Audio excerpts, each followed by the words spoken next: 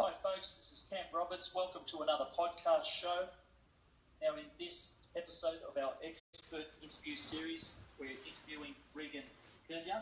Regan is a serial entrepreneur, a philanthropist, mindset coach and global speaker. She's founder of Regan Hillyer International, a company dedicated to providing personal development and business training to men and women who have a big message they want to share.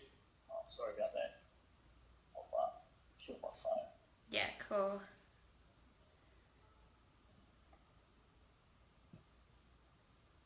Hi folks, this is Cam Roberts. Welcome to another podcast episode. In this episode of our expert interview series, we are interviewing Regan Hillyer. Now, Regan is a serial entrepreneur, a philanthropist, a mindset coach and global speaker. She is the founder of Regan Hillyer, an international company dedicated to providing personal development and business training to men and women who have a big message they want to share with the world. Regan specialises in helping experts uncover their true message and launch powerful personal brands, helping them make a big impact and build a legacy. Regan has trained thousands of people, helping them build multiple 6- and 7-figure businesses, location-free, using powerful mindset-changing tools and cutting-edge business development strategies. Regan, are you there? Hey, I'm right here, Cameron. Hey, thanks for coming on the show today. Really appreciate that. Pleasure. It's great to be here. Now, you have a fantastic bio, and I'm very interested in learning more about what you do around success and success strategies. And I believe you've done some NLP, and you're a master at hypnosis and time dynamics specialist. Can you tell us a little bit more about who you are and how you got to where you are today? Absolutely, I'm happy to. Look, I work a lot with artists, leaders, creators, visionaries, entrepreneurs, people that really know that they're here to play a big game in the world, and I help them go within and unleash whatever it is that they're looking to impact the world with, and using lots of different strategies through online business, through to manifestation, and lots of good things. But it's interesting, I didn't start out doing that, and I grew up in Auckland, New Zealand, and grew up in an amazing family, but they very much believed in following the system and working really, really hard and going to school and getting good grades. And, I fell into that system, and I was actually studying at one point to be an architect, of all things. And I remember sitting in one of the university lectures, and I literally had this moment where I had this sinking feeling in my stomach, and I just knew that the path I was on wasn't the path of my truth. It wasn't the path of what I actually wanted to do in the world. And so I remember running out of there, and I just made a decision in that moment that I was going to figure out how I could live an amazing lifestyle, help people, and feel really good about my life each and every single day. And, that's what threw me into personal development. I guess I threw myself into personal development and studying every strategy under the sun when it came to, property development and investing in currency and how to start a business and marketing and all of these good things. And I hit a point where I was doing a lot of strategy and I wasn't seeing results in my life. And one of my mentors said to me, look, Regan, you've got it all backwards. The strategy is important, but how much work are you doing on the inner game and rewiring yourself to succeed? And at that time, I wasn't doing much of that. And so I threw myself into the other side of personal development, which was energy work and NLP and hypnosis and really understanding how the mind works and manifestation. And that's when everything really started shifting. And people naturally started coming to me and asking, how are you doing this? And it was from that place that I set up my first one-on-one coaching practice. I then developed that into an offline education and speaking company. And then I realized that I wanted to be anywhere in the world and make money online, and that's when I launched Regan Hillyer International, which is the online multiple 7-figure business that you see today. So it's been an evolutionary journey, but that's where it started. That's amazing. And are you still based in New Zealand today, or where do you call home now? I'm officially based around the world as of about 3 years ago, and so I'm from New Zealand. I've lived in Australia, London, all different places, and now I tend to spend anywhere between about 3 weeks and 2 months in one place, and traveling full time. Excellent, that's amazing. Now let's just backtrack a little bit. You talked about manifestation and having that inner game, going from that transition of working on strategy into working on your inner game, and how that was a big shift for you. For those that are listening that have not studied NLP, they don't know about hypnosis and those inner game strategies. Can you unpack what is manifestation? Yeah, absolutely, absolutely. So manifestation to me really is the practice of understanding that everything that you're looking to create externally starts from within. So if you want to achieve a goal, if you want to take your business to a new level, if you want to make a certain amount of money, help a certain amount of people, a lot of people go and look outside of themselves for the answer, and they look at, well, what should I strategically be doing to make that happen? And the strategy is just such a small piece of it. The other 80 or even 90% comes from within. And so manifestation really is looking at your internal reality. It's looking at your intentions. It's looking at your belief structure. It's looking at what is the resistance holding you back, and how aligned are you to your purpose and your truth and your message and your business, and then doing the work from that place. And then it's like easily adding the strategy on top. Right. And is that the same with mindset and success, or does one follow the other, or have you got to get the manifestation right first? Yeah, look, absolutely. Mindset is a piece of manifestation. There's a lot of people that do a lot of really powerful mindset work, but there's so much more available. There's so much more available. Yeah. You can go into energy work, you can go into breath work. There's so many other tools out there, but definitely it's important to condition your mindset to succeed. And of course, if you're walking around trying to create success, but your mindset is telling you that it's not possible and you're not good enough, then of course that's going to hold you back. Right, okay. Now, a key phrase that you said there that really jumped out for me was condition your mindset for success. For those who listen to my podcast program a few times or more, know that I come from a sporting background, actually, from a professional sports coach background, and I used to say to my athletes that performance was 80% mental and only 20% physical. So that statement you said just then, condition your mindset, that really jumped out at me. Can you expand on that a little bit more and maybe give the listeners 2 or 3 strategies on how they can actually condition their mindset for success? Yeah, absolutely. And one of my earliest mentors shared that with me, and it was such a realization because I had it backwards. I mean, I was doing like 80% do, and then only 20%, right. Not even 20% probably. Right. Right. Do you think that, before you go on, do you think that's a common problem? Is that what a lot of people do? Yeah, look, I think we're conditioned in a system that is telling us, if we want something, we just have to work harder, or you just have to do more, or do something different. Like we grow up with a lot of that. So yeah, I think it is a weird concept for a lot of people to flip it initially. Yeah. Yeah. Okay. So sorry about that. You were going to share with us, a couple of things around conditioning your mindset. Definitely. So the first thing I would get people to do if they're looking to condition their mindset is to get really, really, really clear on their vision. What are they actually looking to call into their life? And this starts from within. No one can come up to you and say, you know what, Cameron, your next goal is this. It really has to come from within. And I believe that so many people never get what they desire in life because they never actually choose it. They never actually declare it to the world. And so that's the first step of really asking yourself, if I was to create my big picture vision in total alignment, what would that look like? And really spend time digging deep into it and getting clear on it and painting it into reality. And from the next piece, once you're clear on that, I would be looking at, okay, cool, who do I need to become in order to actually embody that vision? So we don't get in life what we do, we get in life what we be, we get in life who we are. And so I'd be looking at, well, what is the highest version of me that I can bring to the table in order to have that vision fully embodied? And I'd be looking at, how does this version of me walk and talk and think and act? And when I was just starting out in business, I just used to surround myself with successful people that I knew had created success, and I would just want to be around them. And I just watch, like, how do they walk? How do they talk? What do they focus on? What's important to them? And I just start embodying some of those traits. And then the third thing to condition your mindset is I'd also then be looking at, well, what kind of belief system can we fine tune in order to support this? So like I said just before, if you don't believe you're good enough, or you believe it's too hard, or it's not going to happen, then that will be your reality. Your thoughts become things, right? And so, and your beliefs are just thoughts. So it's simply tuning in and saying, you know what, if I was to think something different that would actually serve me, what would I choose to believe? And it's writing out, you know what, I choose to believe that I deserve this. I choose to believe that this is really easy. I choose to believe it's fun. I choose to believe that making millions of dollars is my birthright. And you literally start crafting it and creating it. And it's super normal to make a list of beliefs and look at it and go, you know what, rubbish. I don't believe any of that. But right, it's the daily affirmation and it's the daily tuning in until you get to a point where it's like, oh, of course, that's just who I am. Right, okay. That makes perfect sense. Now, you talked about making a list and checking it daily or reviewing it daily.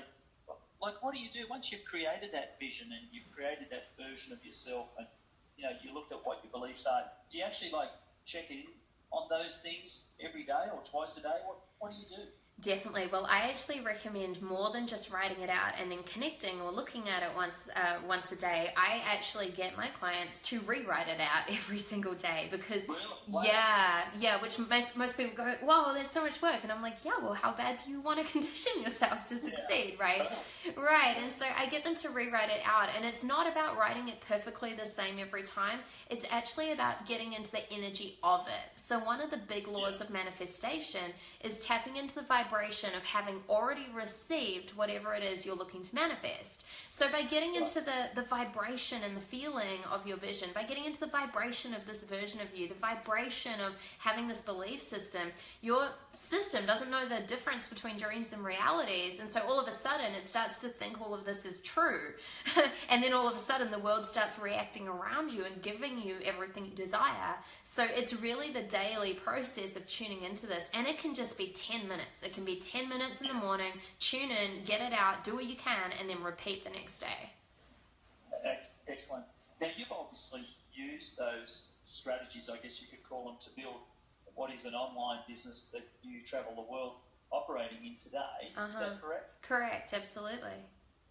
So if we talk a little bit more about outside strategy, that 20%, how did you manifest that in your life and at some point then create that last 20%, which is about the strategy of marketing or sales or, building your business? How did that come about?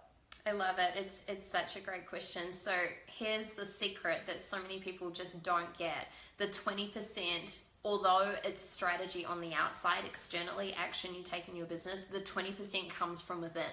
And that's how you know it's aligned, and that's how you know it's going to work. So here's what I didn't do in business. I didn't go, okay, cool, I'm going to start an online business.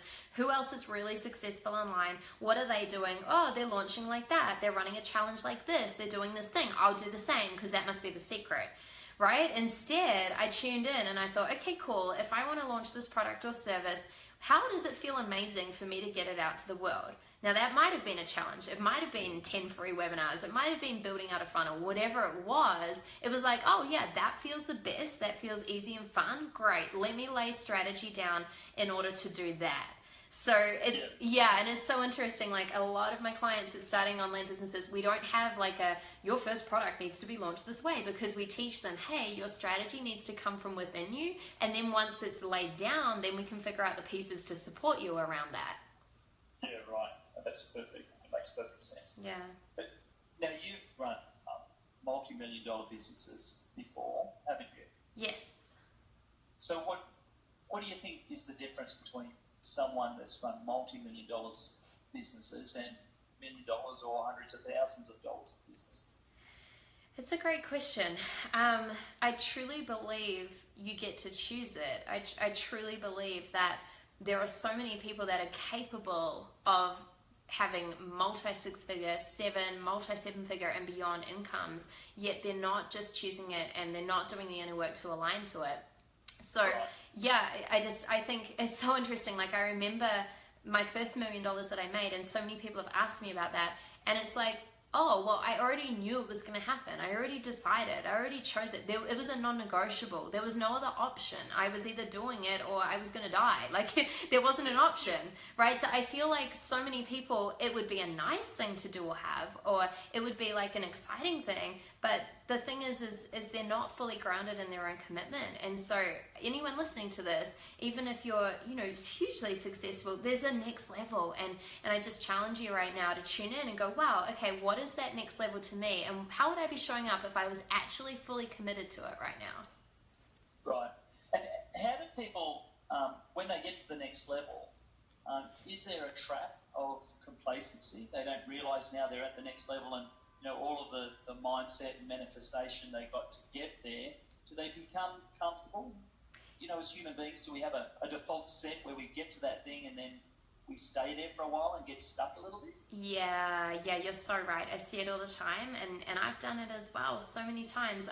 I remember a few years ago sitting next to a pool in Bali, and I was in a beautiful villa, and I just remember sitting there going, is this it? Like, what more could I even want? And I felt like if I was creating, quote unquote, the next level, I'd just be doing it for the sake of creating it.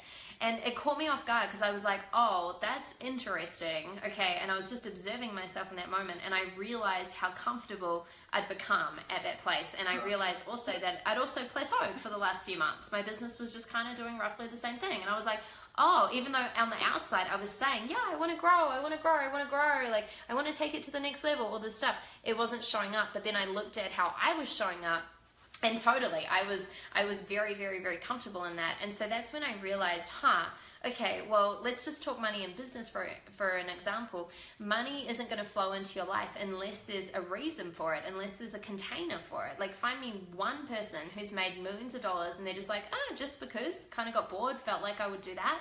There's always a massive reason. There's always a huge driving force. So that's where I really had to tune in and go, okay, cool, my life is sorted, but what's the next level? What does that look like? And that's when I personally tapped into wanting to have a bigger impact on the planet, and wanting to impact more people when it comes to the numbers, and wanting to really contribute in a bigger way, like doing things like building schools in India and things like that, which I just didn't have in my mindset at that time. And I really had to tune in and dig a little bit deeper and be like, what is this? Because otherwise, I've seen people, they stay at that comfort level, and then I promise you, they drop right away. And so then it's a human thing. Then they go, I have to build it back up, and they build it back up, and then it drops away. So you need to be constantly pushing yourself to this next level. Otherwise, you'll just bounce around in the same place. Right. And I know that Tony Robbins talks about self-sabotage. Do you find that your clients do a little bit of that, or do people do that in general? They get to a level and they sabotage themselves unconsciously? Yeah, I think all humans do that. All humans are prone and programmed to do that. And here's why. Like, our unconscious system is wired to keep us safe, right? It's wired to keep us safe. And so if we're doing something, or if we have like a bigger goal or vision, it might be a money goal or a next step in our business, and if we don't understand it, if we can't see what's on the other side of it, our system goes, hey, I'm not sure about you achieving that, because I don't know what's after that, and there might be death after that, and I'm not willing to risk that. So I'm going to do whatever it takes to basically sabotage you hitting that goal, and I'll bring you right up to it. You can get close to it, but then you're going to come right back, right? Because I can't see what's on the other side. And so for anyone who battles with self-sabotage or has had this go on in the past, I really, really recommend that whatever the goal is, you start painting the reality on the other side of the goal. So again, let's take a money example. Let's say you're looking to manifest $100,000. Most people just align to the 100K, right? They're just like 100 grand, and painting into reality what that looks like.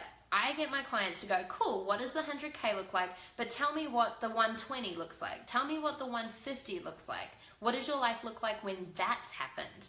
And then all of a sudden your mind starts to go, oh, there's life on the other side of the 100K goal. Oh, in fact, there's a really good life there. Okay, this is a good thing.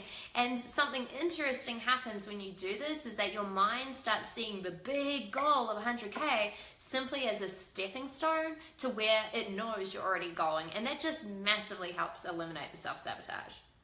Yeah, it's almost like, aiming past a goal. It's that shooting for the moon to hit the stars type thing. Exactly. Yes. So let's change gears for a little bit. You talked about how you want to impact more people, and how successful you've been in growing your business. If we just talk marketing for a little bit, because you've studied marketing, and one of the things that you said was it's important to look at what's true to you and not follow everyone else. But in your business, what have you found that's worked in marketing that, say, a bricks and mortar business could do? We get a lot of people listen to these podcasts, but they own bricks and mortar businesses. Mm-hmm. They don't have an online business, whether they be a dentist, a financial planner and a mortgage broking company. You know, what are some little marketing tips or strategies that you could teach them that they could do online and would get great results from? Absolutely, great question. And you know, any business that, even if it's not an online business, if it's more of a traditional business, it needs to be online.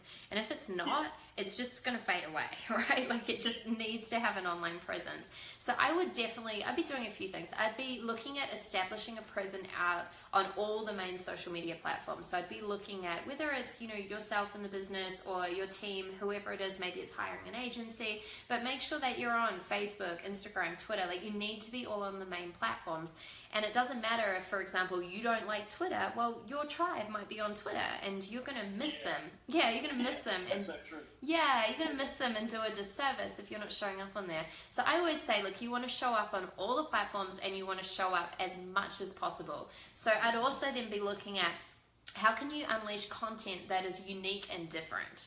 So I feel like a lot of people that are not online, that try and build a presence online for their not online business, they just talk about purely their products and services. But what we need is content. What we want to see is, especially online, is this human factor. We want to know the people behind the brand. And so even doing little things like turning on your live stream and walking around your office and introducing us to your staff, that's cool. Like someone would watch that. Telling us about your latest service that we can just find online, not so exciting, right? So I feel like people don't understand the concept of really giving and adding value, and then that will automatically sell your products and services. So I'd be showing on every platform. I'd be adding valuable, unique, different, authentic content, and then I'd be looking at repurposing that out as much as possible. So if you did a live stream, say 4 months ago online, then that can be lifted and that can then go on YouTube a few months later, and really making sure that you have a constant stream of content so that your audience can really feel you everywhere at all times.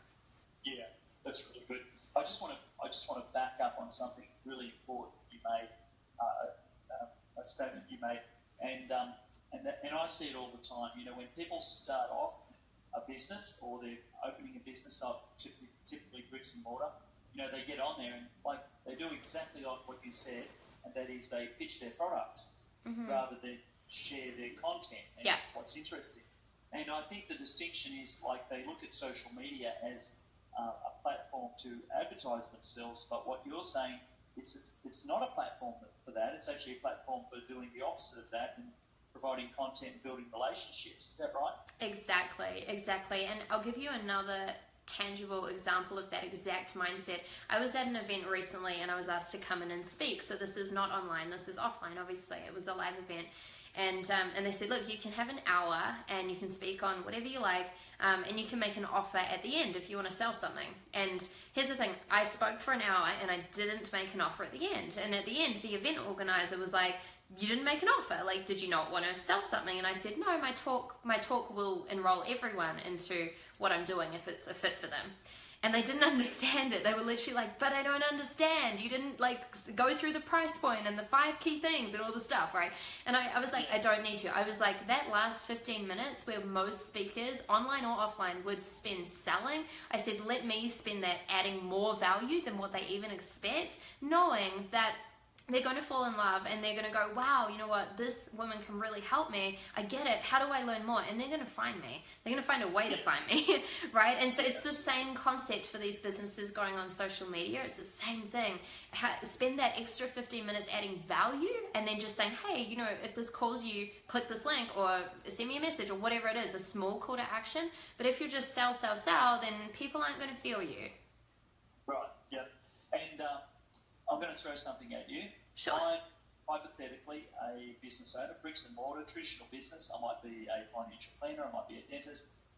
I get to work on Monday morning, I'm putting out fires. Tuesday, something else happens. Wednesday, clients ring me up and there's big demands. How do I do what you just said, like, you know, put content out every day, repurpose it? Are there particular tools that you could advise people that they could use to manage their social media, or are they just better paying someone else to do it for them?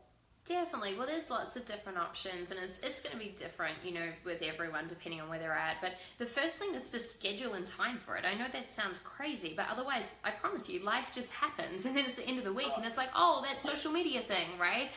So, yeah, the first part is scheduling in and actually, being intentional about creating the content. Now, people create in different ways. For some people, it's going to be just turn on the camera and go, and it'll be amazing. For some, they're going to need to make a list of, say, 10 different topics they want to talk about, and they work through the list because it's more structured. And then from there, again, yes, you can hire a social media agency to do stuff for you or an in-house assistant, but if you wanted to have yourself or a team member do it yourself, there's so many cool platforms you can use. For example, if you use Hootsuite, Hootsuite.com, which I think is like $20 a month or something like that, and that can, schedule your content and repurpose it out over different platforms. If this then that, it's called ifttt.com. Sets up recipes. So for example, you can say, if I post something on Facebook, then post it on Instagram and Twitter.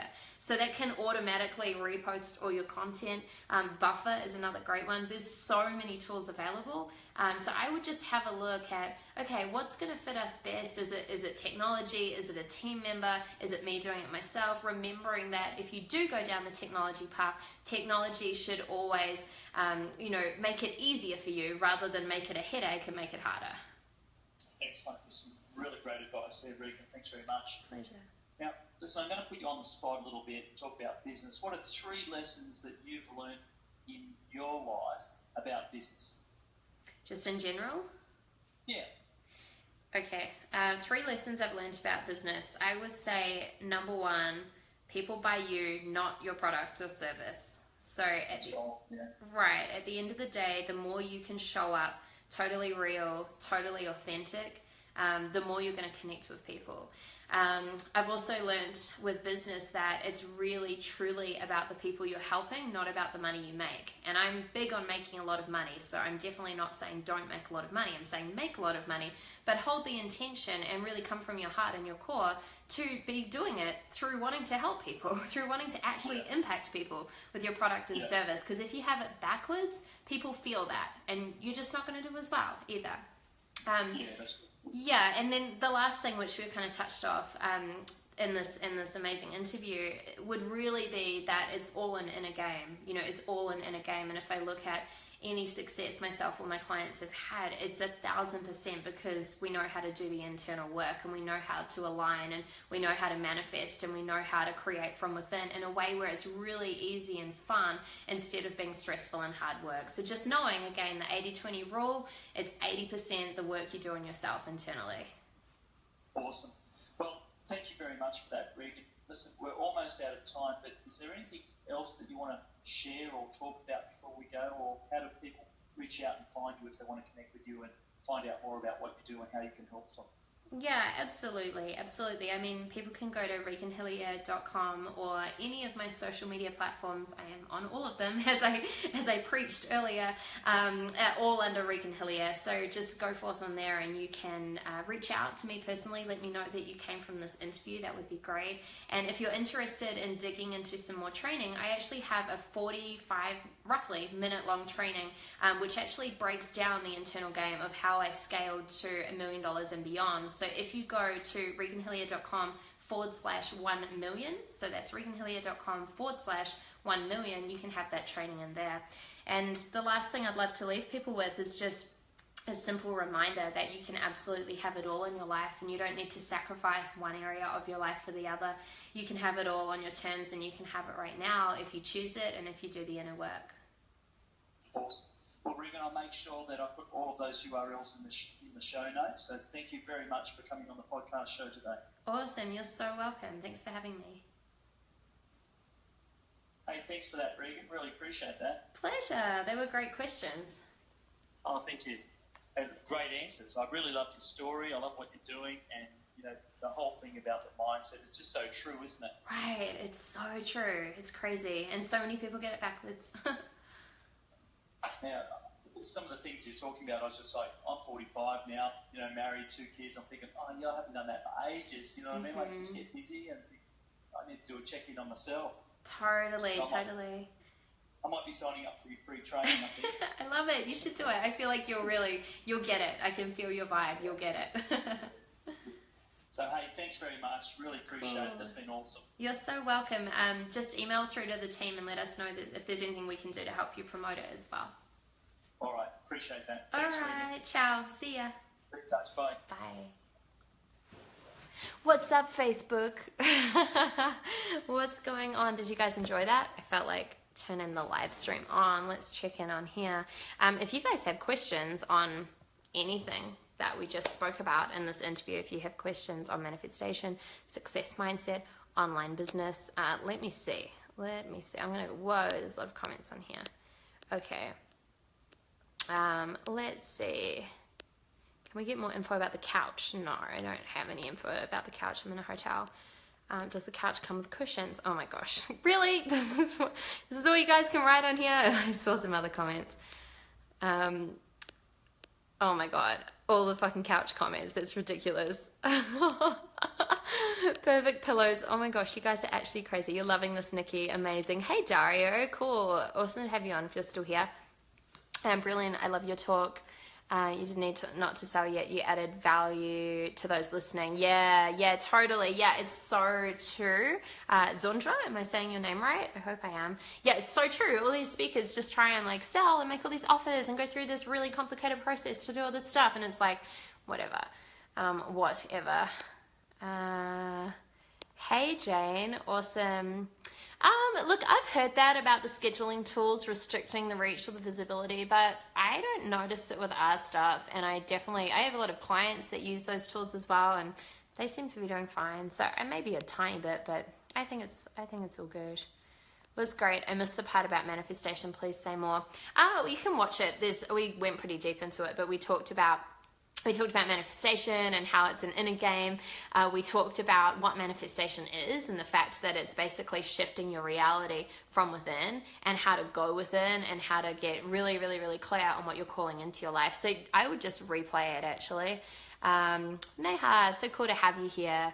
You guys are amazing. All right, well, I just wanted to give you a quick behind the scenes. Remember, if you have not joined us for the Dive Into Your Art free 3-day challenge, I will pop the link on here below. But we kick off tomorrow, and our song, the song Lakeisha and I wrote recently, is going to be released first in that group. So you definitely want to be on this. I'll pop the link in there. But hope you guys enjoyed the behind the scenes of that interview. Sending you so much love, and of course, remember, you absolutely can have it all. Mwah, mwah, mwah.